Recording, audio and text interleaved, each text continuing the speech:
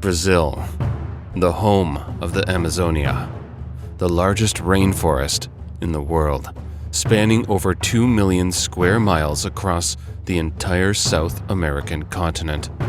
Brazil, like many countries of the world, has a rich history of myths and legends passed down from one generation to another. Brazilian folklore is marked by its richness and diversity, and the myths that are part of it reflect this history of its colonization. Among these, one of the best-known myths is the Saci Perere, a one-legged trickster of African origin with an appetite of mischief and tomfoolery. O que são os sacis, né? O Saci Perere é uma figura do folclore brasileiro das mais conhecidas. Ele é um pretinho que usa um gorrinho, que a gente chama também de barrete, um gorrinho vermelho. Ele sempre carrega um cachimbo na boca. Ele usa também um short vermelho e ele tem uma perna só. Saci Perere is a very playful character in Brazilian mythology. He has only one leg, wears a red cap, and hops around with a pipe in his mouth. Initially, Saci was portrayed as a demonic Indian boy with 2 legs, dark color, and a tail. With the influence of African mythology, Saci turned into an African boy who lost his leg fighting capoeira. Saci is a trickster, but somehow, throughout history, throughout ages, he became a hero. Today we find this hero archetype in him too. Monteiro Lobato is partially responsible for this, of course, but kids today see Saci as a hero. They want to be like, they want to play with him, they want to run like him, they want to be as fast as him. And when Saci has these stories involving animals, he can talk to animals, he can understand. Sometimes, or most of the times, he's going to scare these animals. But this ability to deal with animals, it's also from the hero archetype. People want to be like him. People want to do these things too. So this is amazing. Saci is natively a trickster one, upgraded to a hero one, and we have this duality now. Saci is pure mischief. He's playful and likes to make fun of animals and people alike. He loves to play pranks such as distracting cooks and letting the food burn. He also likes to hide kitchen utensils, bang doors, and free farm animals loose.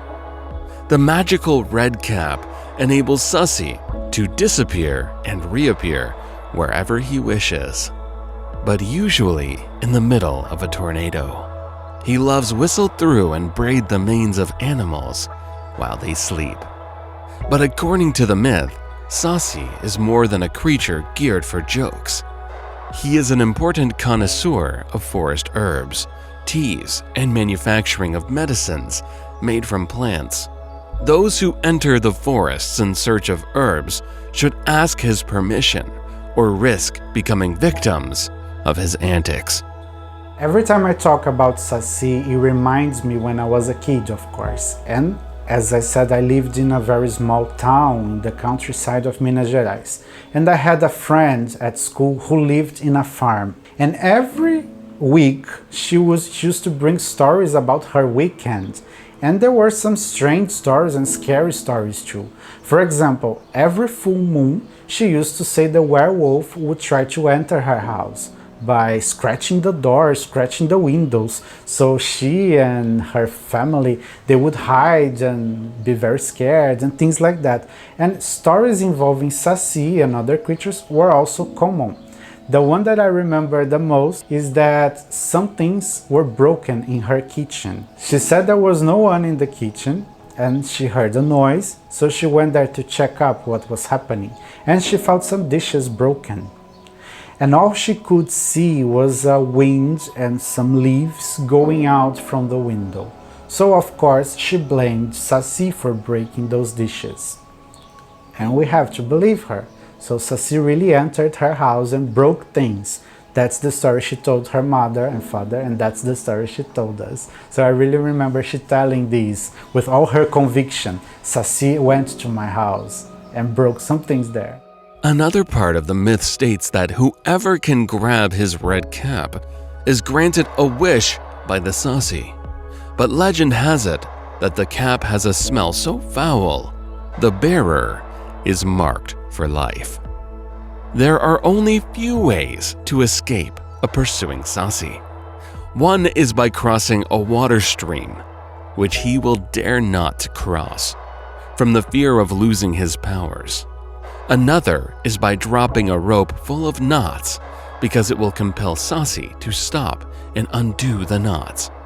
If all else fails, people can also try to appease him by leaving some cachaçin or some tobacco for his pipe. According to legend, every forest tornado is caused by the spin dance of an invisible Saci. One can capture him by throwing rosary into the whirlwind. With care, the captured Saci can be coaxed to enter a glass bottle, which should then be closed with a cork marked by a cross. Finally, depending on the treatment Saci gets from his master, he could become a trustworthy guardian or a devious enemy once he regains his freedom. O Saci Perere simboliza o mito do menino traquina, daquele duende, né? Ele é muito relacionado com os duendes europeus, aqueles que escondem coisa, depois faz aparecer. Ele é muito ligado à questão da infância mesmo, de brincar, de fazer molecagens, traquinagens. Então ele não é um mito nem bom nem ruim. Ele é um mito daquele que diz que a gente às vezes se diverte fazendo traquinagens, deixando o outro meio inseguro, meio nervoso, né, para que a gente mostre que tem algum poder sobre a situação.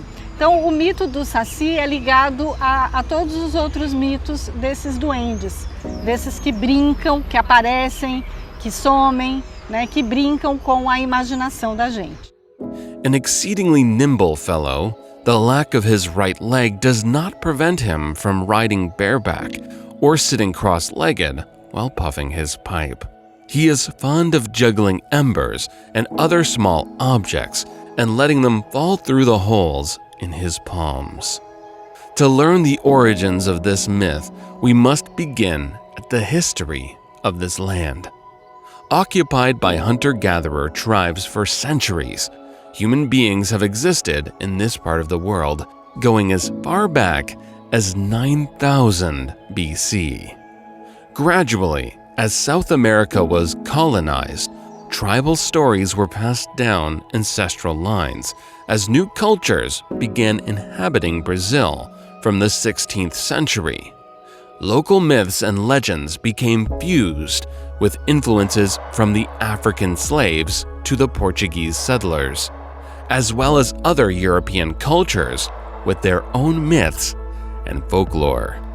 Eu gostaria inclusive de citar aqui que o Monteiro Lobato fez um trabalho extremamente valioso para a cultura popular brasileira, que foi um trabalho chamado O Inquérito sobre o Saci.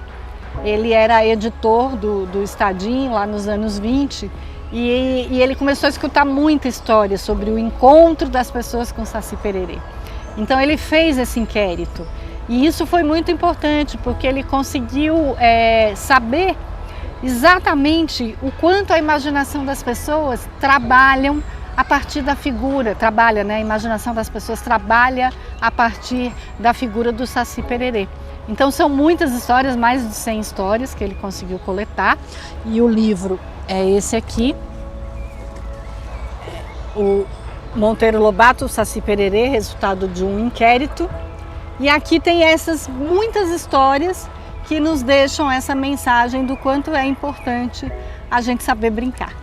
Experts agree that the legend of Saci originated among the indigenous peoples of southern Brazil during the colonial period, dating back to the late 18th century. At this time, Saci was still depicted as a forest dweller, an Indian boy, with tanned skin and a tail. Even though the legend emerged from the southern regions of Brazil among the Guarani Indians, it's when the myth migrated to the north the character received its strong African influences.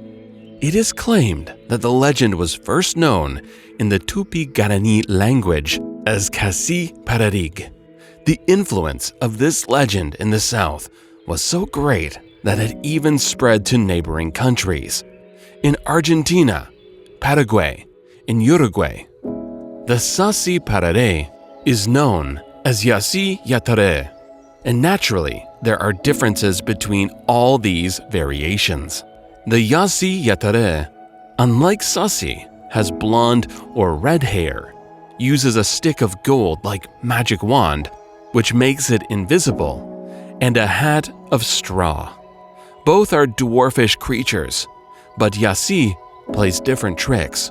Paraguayans believe that Saci Perere attracts children like a Pied Piper and does things such as stealing or making the children crazy or deaf, depending on the version. The Argentines, in turn, say that Saci has Casanova characteristics. He attracts weak, single girls and then gets them pregnant, and unlike the Brazilian Saci, that one has 2 legs. The differences between the legends are a result of the differences in the cultures that influence them. The story of Saci Perere, when we analyze from a political and social perspective, we can learn a lot from Brazilian's history.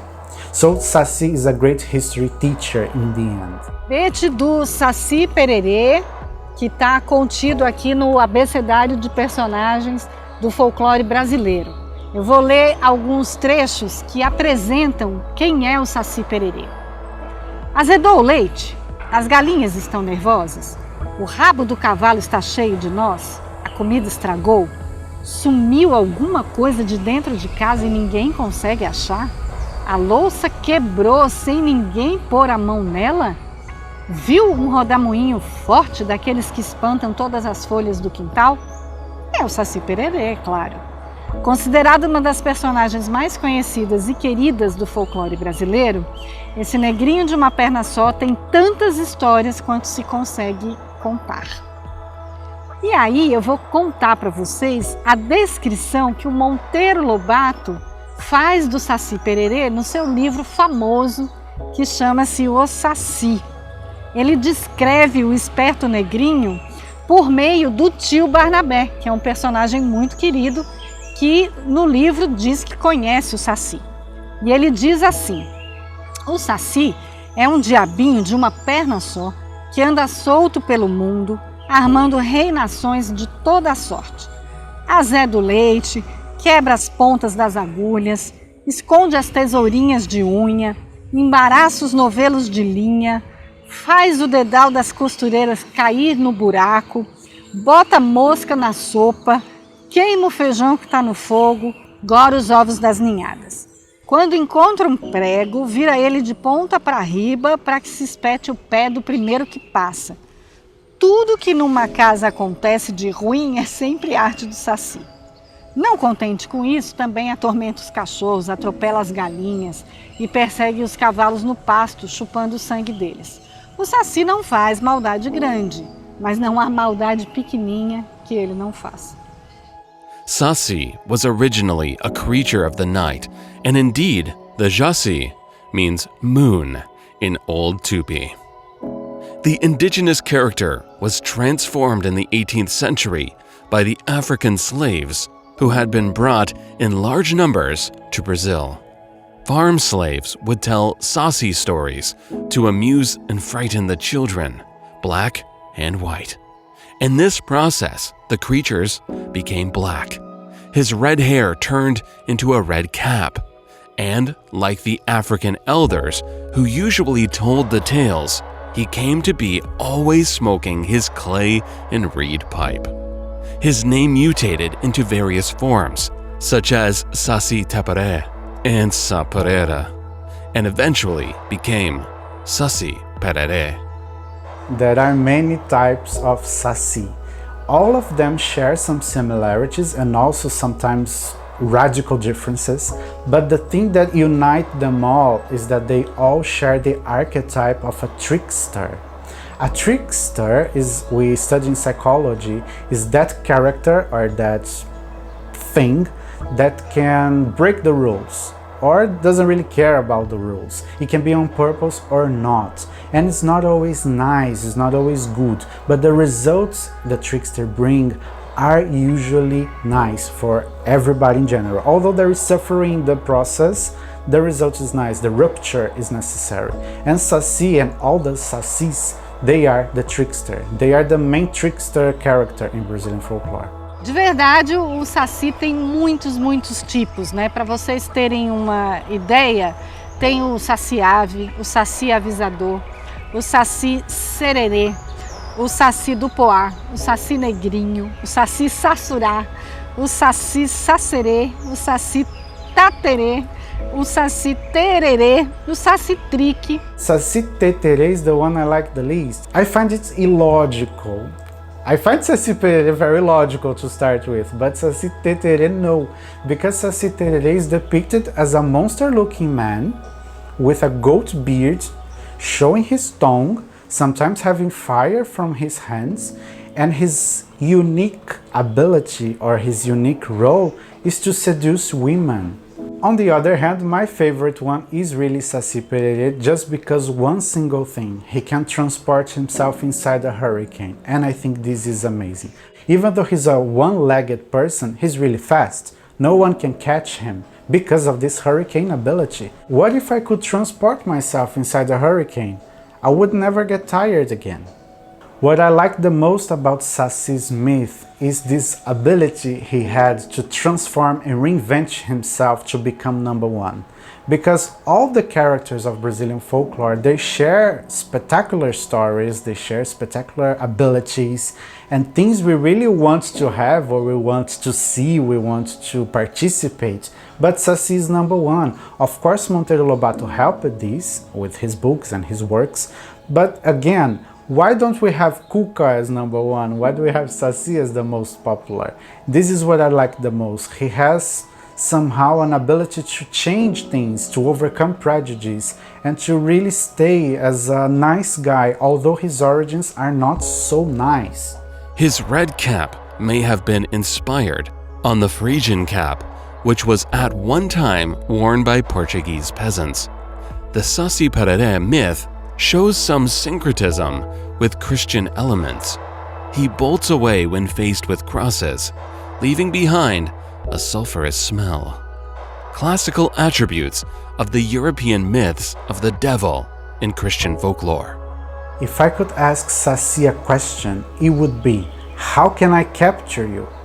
Really, for real, how can I really capture you? Because people say you throw a sieve when you see the hurricane passing and you capture him, but nobody has ever captured one. So I really wanted to know, how can I really capture you?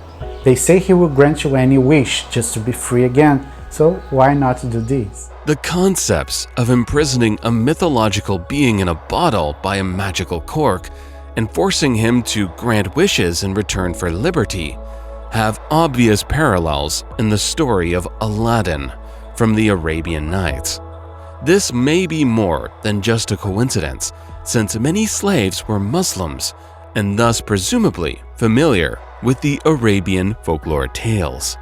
The occupancy of parts of the Portuguese territory, namely the south, were by the Muslim Moors between the years 711 and 1249, provides another possible path for Arabian influence on the Saci legend. Eu não acho que tem uma parte específica, eu acho que é a própria figura do Saci, né? Em que pese ele ser mesmo, até hoje, né, o mito mais conhecido no Brasil, é muito difícil, mesmo para uma criança pequena, não conhecer o Saci, porque ele foi mantido por meio dessas histórias, por essas tradições orais, né? Então o Saci, a Cuca, o Boto, o Curupira, a Caipora, são mitos que permaneceram no imaginário brasileiro exatamente por isso, porque alguém foi contando, recontando, e essas histórias permaneceram, né? Então eu acho que dos mitos, das figuras do folclore brasileiro, o Saci é a mais presente. Então não vejo que ele tenha sido negligenciado, não, nem tenha sido esquecido, muito pelo contrário, ele é um dos mais lembrados, né? Tanto que existe aqui no Brasil uma sociedade dos amigos do Saci, que faz uma campanha todos os anos para a gente trocar o Dia das Bruxas, né, o Halloween, pelo Dia do Saci. The myth of Saci ended up spreading throughout Brazilian territories, incorporating elements from other regional legends that present beings with similar characteristics, such as the Caipura from the central region of Brazil and the Mantintapurira from the northern region. Brazilian folklorists and academics also point to several legends of European origin that may have influenced the characteristics of Saci. One of the most cited is the mythological troll, a being of small stature that does evil things and is part of Portuguese folklore. The smoking habit that Saci depicts is attributed to the influence of indigenous and African cultures, in which smoking was a common act during colonial times. Another element of African culture is of Saci having one leg, losing the other one in a capoeira fight. These variations have added spice to the myth, but the origin of the legend remains with Saci being a protector of the forest. Therefore, many consider him and the legend of the Cuperera cut from the same cloth. Let's imagine for a moment if Saci is not this trickster anymore. Let's imagine him as a black kid but with healing properties. He can heal people, he can heal animals, he can help everybody around and not causing trouble. The impact this could have in our society today would be huge. The process of syncretism involving Saci Perere was a bit bad. It's normal, it happens everywhere in all cultures and throughout time. Everybody makes this syncretism to adapt the stories and myths from other people to theirs. So Saci of course passed through this syncretism process, but the result is not the best one. It could have been better. Even since the myth of the Saci originated, it has grown and spread throughout South America. The myth gained national attention under the influence of Brazilian writer and author Monteiro Lobato in his book O Saci, published in 1921. Until the beginning of the century, the legend of the Saci was well known in various corners of the country. But through Monteiro Lobato, it gained new importance and dimension. This famous writer from the beginning of the 20th century, who became infamous for having created one of the best-known children's stories in Brazil, Sítio do Pica-Pau Amarelo.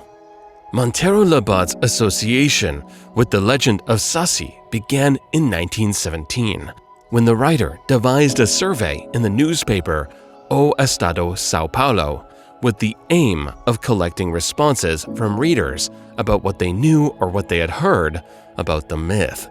The response was considerable, and Monteiro Lobato received hundreds of replies from the newspaper's readers. Based on their answers, the writer and folklorist systematized the legend of Saci and originated the book Saci Perere, result of an inquiry in 1918. This book was the first in Brazil about the legend of Saci and responsible for spreading the myth into regions that did not know it. In 1921, Monteiro Lobato adapted the legend for an audience of children, where he published O Saci, a book that is part of the collection of Sítio do Pica-Pau Amarelo, which propelled the myth into every household. The stories of the Yellow Woodpecker Ranch, Sítio do Pica-Pau Amarelo, Saci debuted as one of the main characters of the tale. The stories of Monteiro Lobato conquered television screens in the early 1950s. The belief in this character is still very strong in the inner regions of Brazil. A gente tem um folclore maravilhoso no Brasil, né? Histórias incríveis que estão se perdendo ao longo do tempo, principalmente depois da globalização, né, que entraram aqui outros personagens, né, de outras culturas, mesmo das culturas mais comerciais, né, Disney, Marvel, e com isso a gente foi esquecendo da nossa cultura local. Então, para mim, assim, a mensagem que o Saci traz, né, com as suas brincadeiras, com as suas traquinagens, é que a gente tem as nossas histórias para contar. With the purpose of countering the growing trend of adopting the American Halloween in Brazil, the Day of Saci was created in 2005, and likewise is commemorated on October 31st. A tongue-in-cheek society of Saci observers was also created. Around the campfires, the elderly share their Saci experiences with the young. Over the years, the myth has been perpetuated through oral culture, and the character has made its way to major urban centers through literature, television, and comic books. There are several variants of the myth, including Saci Perere, meaning black as coal, and is best known. Saci Trick, the mulatto, and more benign, in the Saci Sasula, with red eyes. Saci Perere is also the name of a Brazilian cocktail consisting of 1/4 cup of sacia and 3 tablespoons of honey, and is said to be good for the common cold. Legends believe that Saci was born from a bamboo shoot, remaining there until he was 7 years old. And after that period, he lives another 70 years, practicing his mischief among humans and animals. Finally, upon dying, the Saci Perere is returned to nature, the forest, and becomes a poisonous mushroom. It's very important to keep these myths alive today, and with the internet it's nice to see how people are really looking back to these stories and how they are sharing these and producing things like art and fanfics and stories and books and many other things. If you Google for Saci's art, for example, you discover many incredible artworks, and some of them can be really modern, like Saci it's becoming a sci-fi character and things like that. They are keeping this myth alive and they are transforming it and adapting it to our time today. O Saci é um mito muito brasileiro, então a gente precisa lembrar e valorizar as nossas coisas, né? As coisas do Brasil. Now that you are familiar with the legend of Saci Perere, make sure that you ask his permission before wandering into the Amazonian forest, or risk his mischievous wrath.